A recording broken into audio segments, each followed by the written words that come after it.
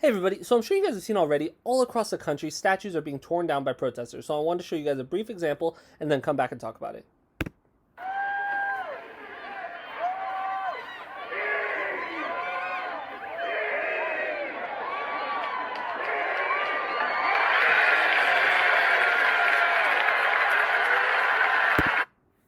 Alright, so there it is, pretty cut and dry.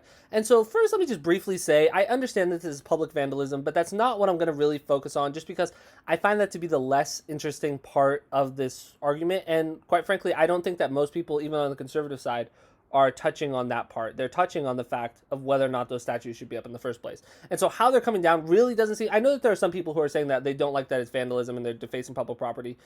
I understand that. I feel like that's a more valid argument, but that's not what I'm going to be focusing on for this video. And so let's firstly just touch on the idea that by taking down these statues, you are erasing history or rewriting history.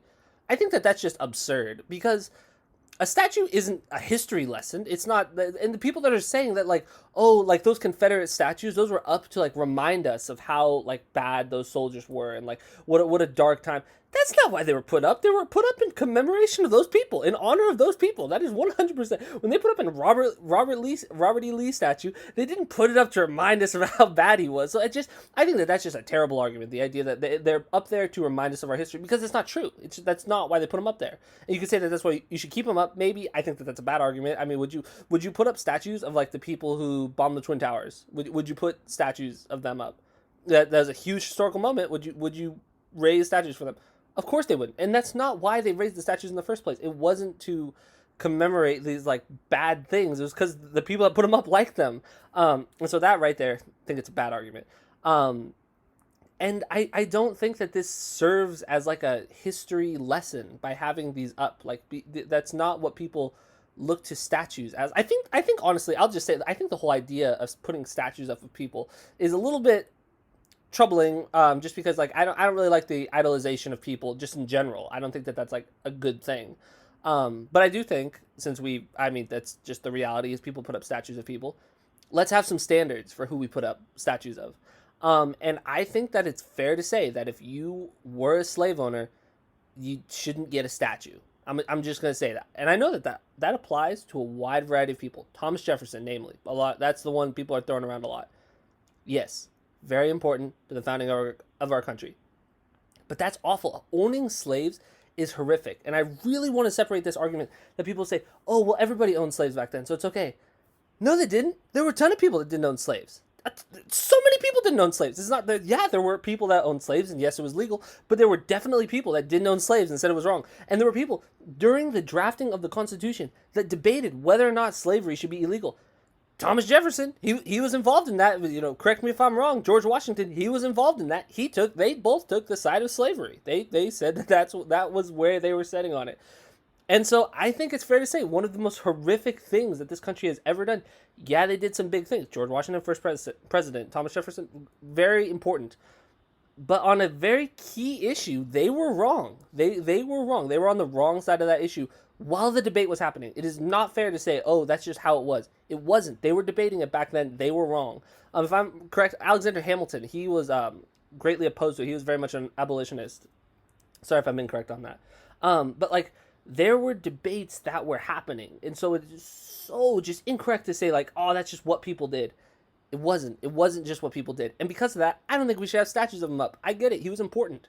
I don't think that, but when you put up a statue of a person, you are idolizing that person. And I think as a person, owning slaves is horrific. And so because of that, it doesn't make sense to honor them as a person. He did do important things.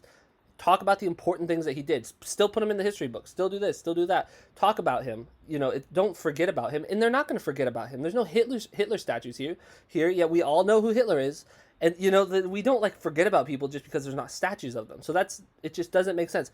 But when you put up a statue of a person, you are honoring that person as a person. And it just doesn't make sense. And for the time, you can say, well, for the time, he was better than most. No, he wasn't, because for the time, there were people that didn't own slaves. He didn't have to do it. No one made him do it. He chose to do it. He chose to literally enslave people. That is bad. I get it that he did, important things. I think this also applies to George Washington.